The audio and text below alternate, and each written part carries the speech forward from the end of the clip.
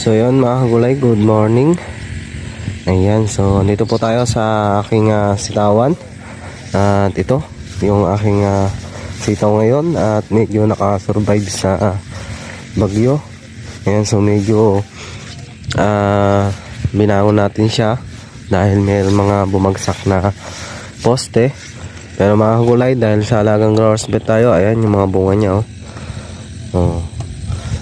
Yung mga pansit. At meron pa rin po ako napipitas dito mga kagulay na kahit pa paano naibibili pa natin ng kanyang makakain o isang abono. So bali mga kagulay, magbabagsak ako dito ngayon na 1620 para sa ganun ay magdiretso pa yung ating sitaw. At dahil umaaraw na rin, maganda na ang ating panahon ngayon, mas mabilis na ako makakapag palago o makakapag bigay ng magandang bunga ito.